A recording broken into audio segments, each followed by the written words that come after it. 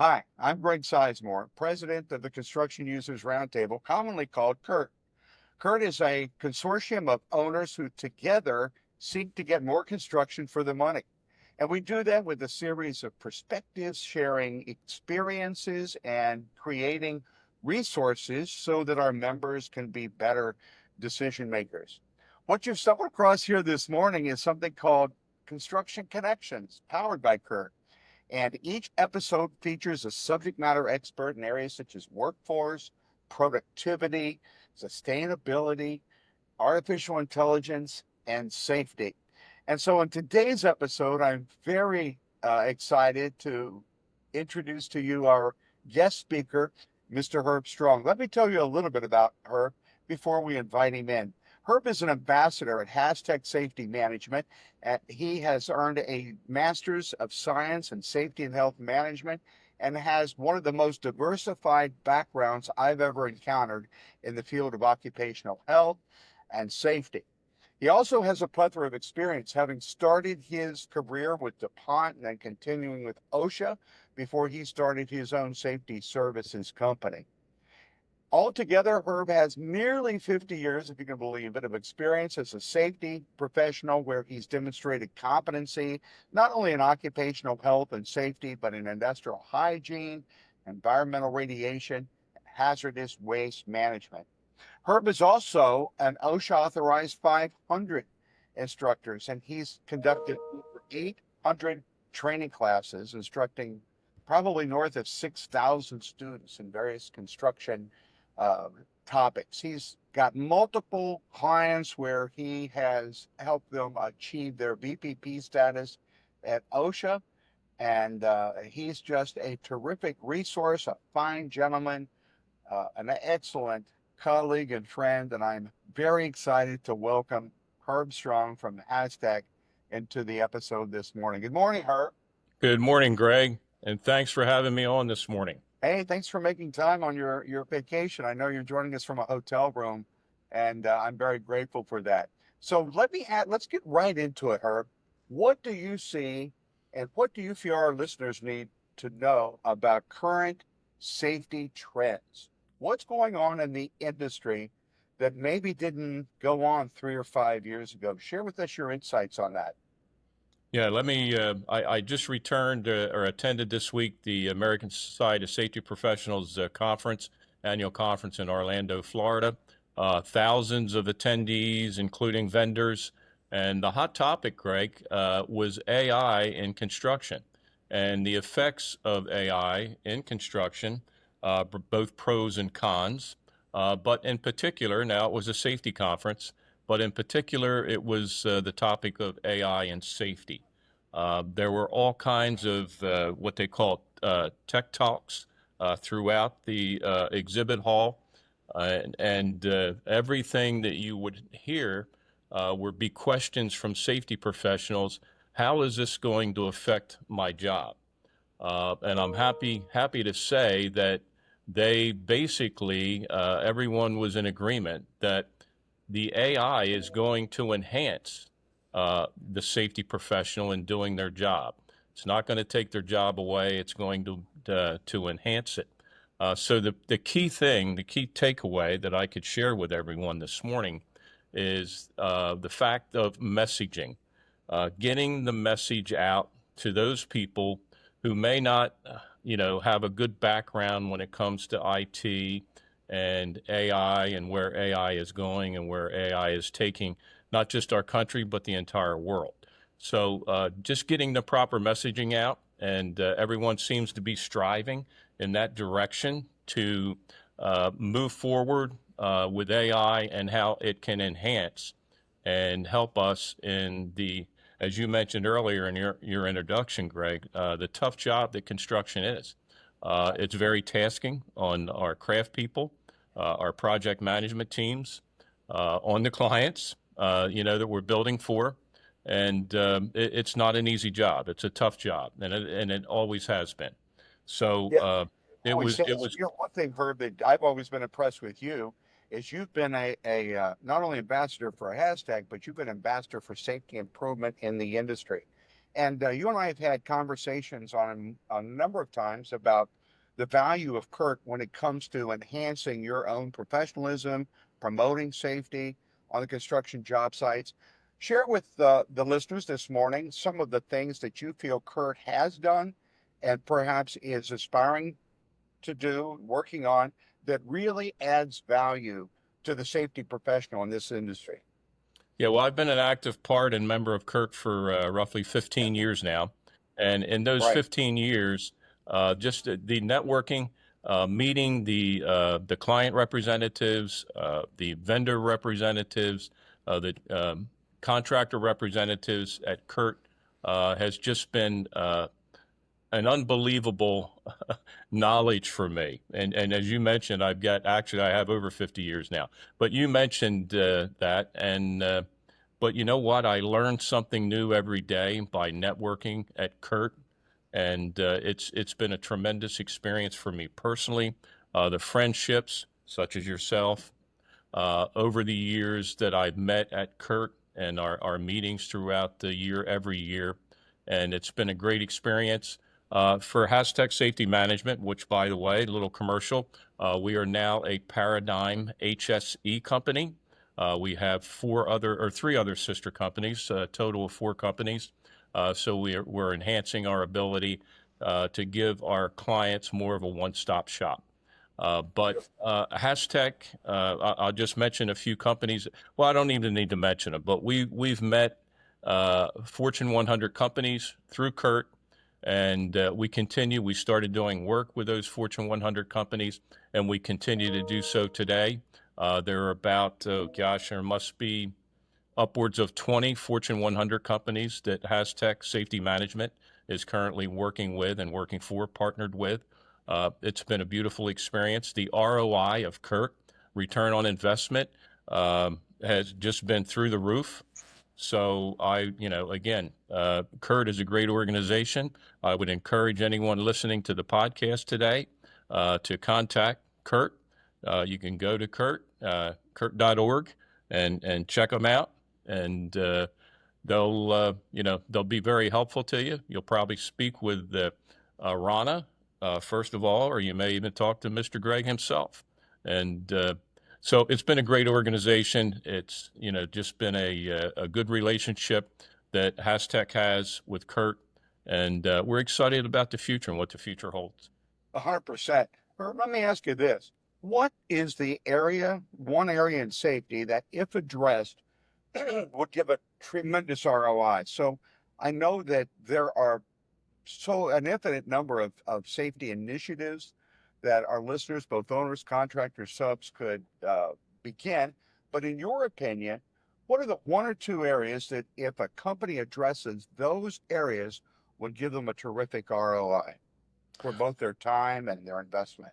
Well, right now, again, AI is the buzzword. So I would say, if companies could become part of CURT, I know CURT has a big move forward here to in the AI space of helping our owner companies and contractors have more knowledge and wisdom when it comes to AI and how that can benefit them on their projects. The other thing would be mental health and suicide in construction. So CURT currently we have safety sprint teams at CURT.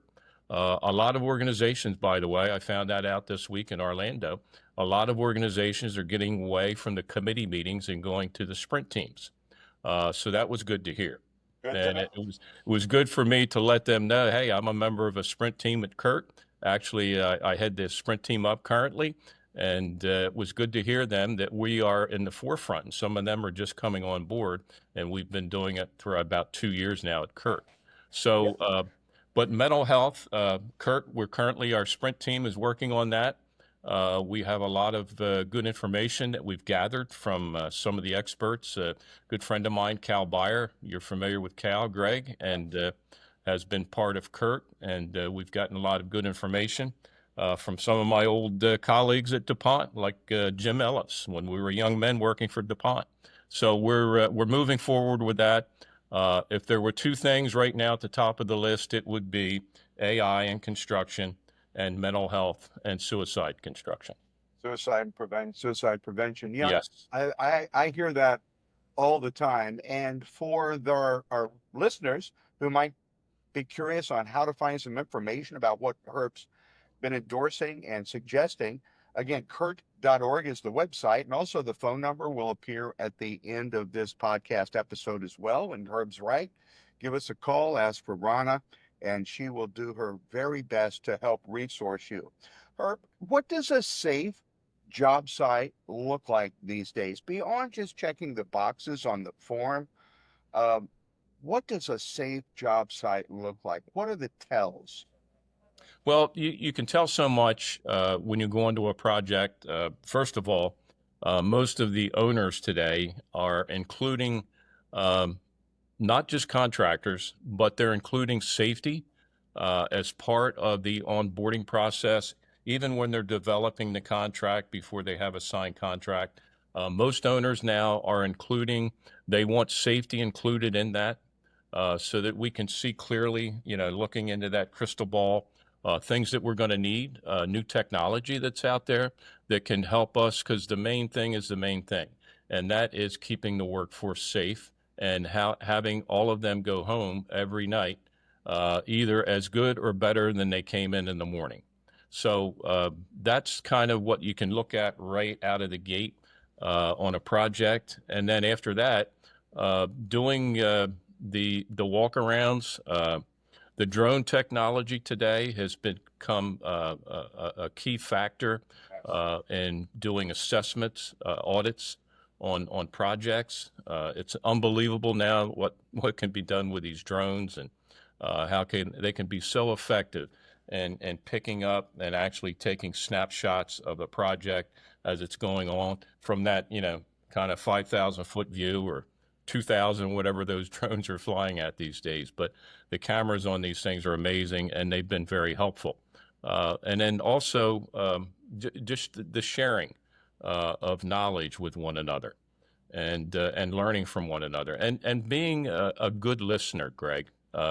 As a safety professional out in the field on a project, to be a good listener and really listen to what the craft people are saying, whether it be an iron worker or a carpenter or electrician, a crane operator, but listen to some of the concerns that they have and listening to their advice. A lot of the technology investments, whether it be personal fall protection, whether it be tools, any tools that we can use in the construction industry, a lot of these patents and inventions have come from craft workers, believe it or not.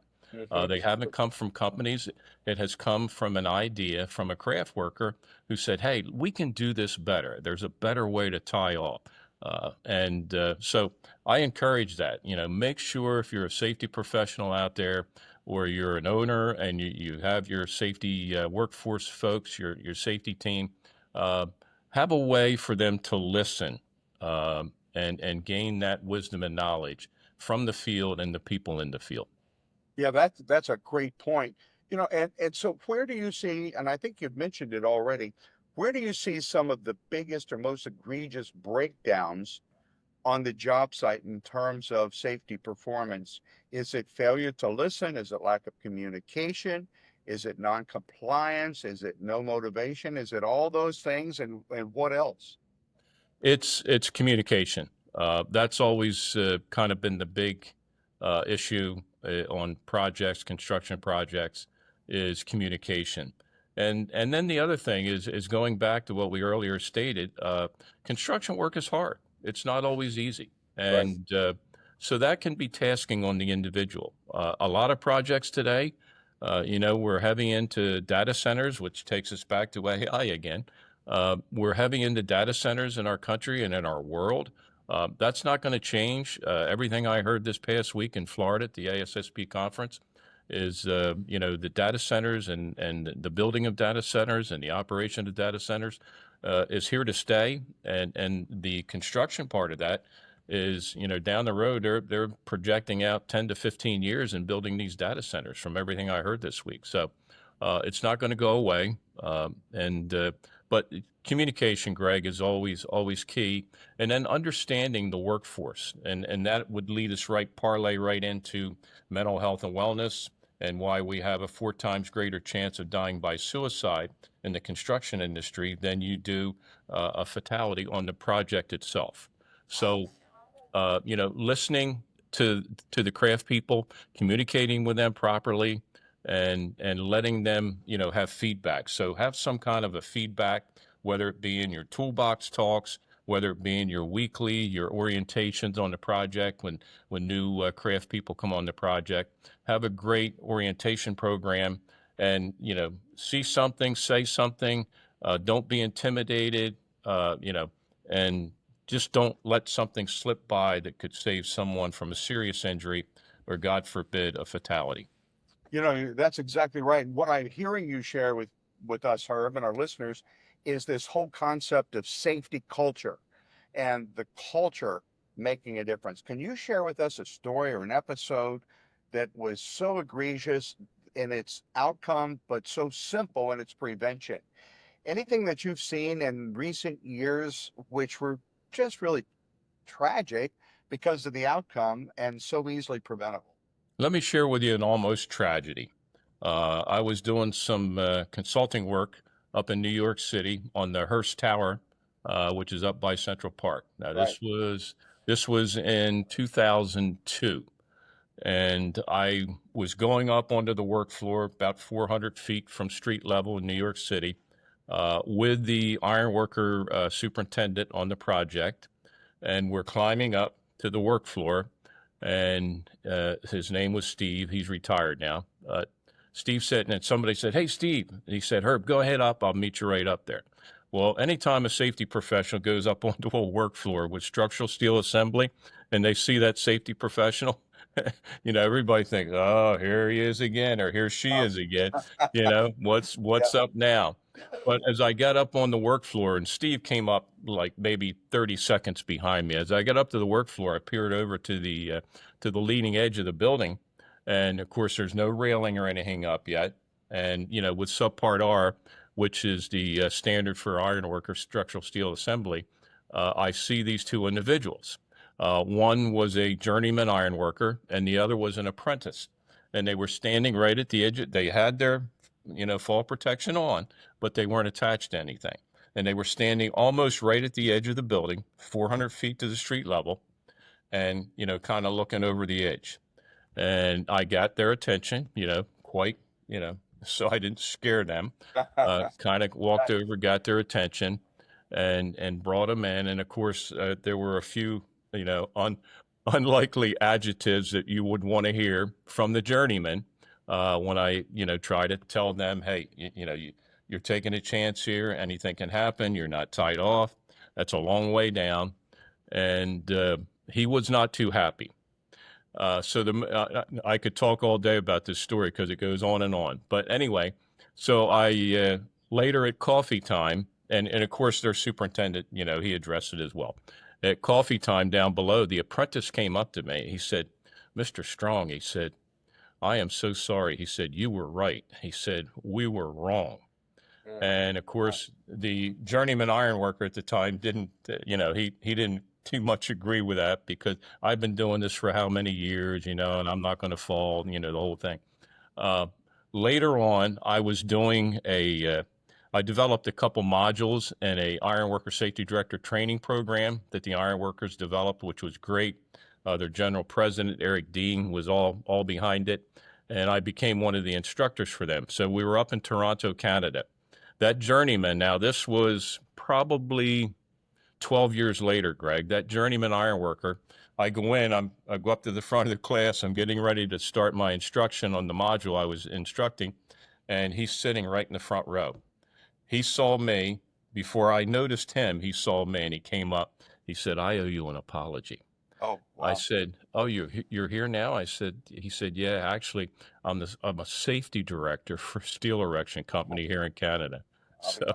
So Eric Dean kind of tells that story sometimes, Yeah. but it was a good story, It is. So, but things can change, people can change if you deal with it the right way. Now, of course, I didn't curse at him back or anything like that. I dealt with it professionally, and all safety professionals need to do. Listen, hear them out. Yes, sure, it's a tough job. It's not always an easy job, and those that have been doing it for a while don't always want to be open for change, and but the change is for their protection. We want to protect them so they go home. So that's just one story of many, many stories in my career that I could tell. Wow, that is terrific, and thank you for sharing with us that story. I'm so grateful for the outcome, and it was because of one-to-one human intervention, human interaction. I Yes. think that's important on all those areas. So you mentioned subsection R. I assume that's part of an OSHA code of some sort. Yeah. Tell what the trends are with OSHA and regulatory compliance these days. Of course, we all know that changes from administration to administration. What's OSHA, in your opinion, seeming to focus on today that our listeners might not be aware of? Well, it's still the fatal four, Greg. Fall protection being number one. And, I think everybody thought with the new administration that, they were going to let a lot of the OSHA compliance people go. But that's not the case. I think where OSHA might, and this is just my take on it, I think where OSHA might go, OSHA has grant programs for states. So some states are a state plan state where they do their own compliance with companies in-house at a state level. My home state of New Jersey is one of those. They have their own safety professionals through the Department of Labor, the State Department of Labor, and they receive grant monies to do that program from the federal government. I think we're going to see more of a move on that. Cal OSHA is the same way. California, they operate their own safety and health program, environmental, through the state. Where we've heard talk of, FEMA. Instead of there being a national FEMA, it would be, the individual states. That's, and I heard that this week also at the ASSP conference, where I think there's going to be more of a move. Will OSHA go away completely? No, but I think it could be, given more to the states, their responsibility. So we'll see what happens. That's not set in stone. That's just my own take on it. Yeah, that's interesting. So walk us through how these sprint teams have helped accelerate safety improvement on projects. Tell us about your particular sprint team or two that you've got your finger on the pulse of. And by the way, as Herb gives us this answer, we're having our fall meeting in September, I think on the 16th and 17th in Cincinnati, Ohio. You can find out more about that at CURT.org, or the phone number that will appear at the end of this podcast. And we'd like to invite you to Cincinnati. It's easy to get to. It's right at the Cincinnati airport. And you can find out more information on those meetings at CURT.org. So we invite you to take a look there. But Herb, tell us about the sprint team that you're currently working on and why this particular subject of that sprint team was selected for work. Yeah, well, when we switched to sprint teams 2 years ago, the thing I like, Greg, is that, and everybody's on board with it. Nobody's ever complained. Right. It's like the sprint. It's not a long marathon race. It's a sprint. So we have proposals before we start. Everyone agrees to it, signs off on it, and we put a timeline on completion of whether it be updating. Last year, we updated the owner safety blueprint through CURT that CURT has for all of its membership. We changed the title right out of the gate to construction safety blueprint because the contractors felt, well, this is just for owners, but it's for everyone. Yeah. So, we reworked that, and we had set a deadline, and we finished, actually, it was 34 days ahead of schedule. So we got that done. So just the sprint team itself, the concept of it, getting things done more of in a timely manner, because you could talk about a white paper or a topic sometimes in committees for years before anything really gets accomplished. The one we're currently working on, I mentioned earlier, is mental health and wellness and suicide and construction. We've set a timeline. We're going to make our first presentation in November at the CURT conference meeting in Naples, Florida. Beautiful location there for anyone that's listening. If you haven't signed up, it's a good time to do so. And we're going to have a lot to offer, just the mental health and wellness that you can learn about at that conference when we lay this out to the membership and make a presentation and have some little workshops is going to be such a vital importance to you and your organization. So I would highly recommend that. Good, appreciate that. Is there something, Herb, that you would like to share that you think our listeners and viewers need to know about the area of safety, the topic of safety that perhaps I haven't asked about yet? Oh, there's so many things. As you mentioned, I started my career with a DuPont company. I grit my teeth in safety there, and what an experience it was. And there's some companies out there like DuPont today. Even today, I've run across. I remember my first 2 weeks with DuPont. One of the weeks was just learning about the DuPont company itself. And then the second week was all safety. I'm talking about 40 hours of safety orientation. Not 1 hour, not 2 hours, but 40 hours of safety orientation in classroom, learning about safety. And of course, DuPont was, you could kind of go to work and whatever your job was, and not maybe get much accomplished as long as you were safe. They were big on two things, being there on time and safety. But They set the standard early on in this industry. they Uh, sure did. They really did set the standard, and we esteem them for that. So, why are there little upticks, in your opinion, in our safety performance? We've tracked that. We've got our own CURT safety benchmarking portal, and all of those folks who have visited CURT at our national conference and various meetings have noted there's just a slight uptick. We had this journey to zero that we're still on. Why have we experienced a slight uptick?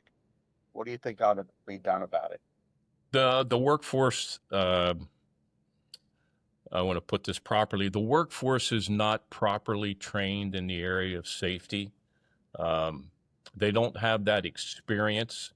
We're seeing that, and again, another thing that I talked with safety professionals at the conferences this week was getting good qualified safety professionals. In other words, not just hiring someone, because they're the lowest price or the lowest bid, but making sure that we get good qualified safety professionals who have some experience. I would say minimum 5 years. And people say, well, what happens if I graduate from Miller or one of the universities that focuses on safety and health? Well, mentor them. Hire them. Sure, we need those young people. Because someday, guys like myself are going to not be around. And so we need that younger workforce coming in when it comes to safety professionals. But, I'm all for mentoring them. Our company, we do a little bit of that. We're doing more. And the other thing is hiring veterans. Interesting. I'm here in San Antonio, Texas today because my grandson graduated yesterday from the Air Force boot camp training. And what a privilege, what an honor. I'm so proud of him. But, he learned so much in those 8 weeks. And now he's off to Mississippi. He's on a bus currently today for his tech training, aviation electronics. And, he can someday take that from the military into the workforce.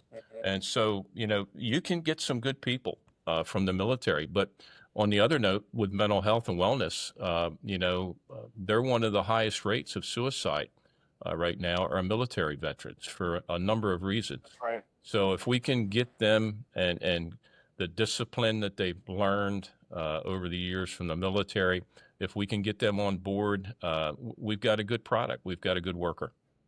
That's fantastic. We've been talking to Herb Strong, an ambassador from Haztech and a leader in the Construction Users Roundtable. As he's mentioned many times, safety is one of the pillars of the community at the Construction Users Roundtable, and Herb is one of the leaders in that very important area. So thank you, Herb, for being with us today. And again, if you'll join us in September, we'd be delighted to have you. More information at CURT.org. Again, you've been listening to an episode of Construction Connections, powered by CURT, and we'll look forward to being with you next time.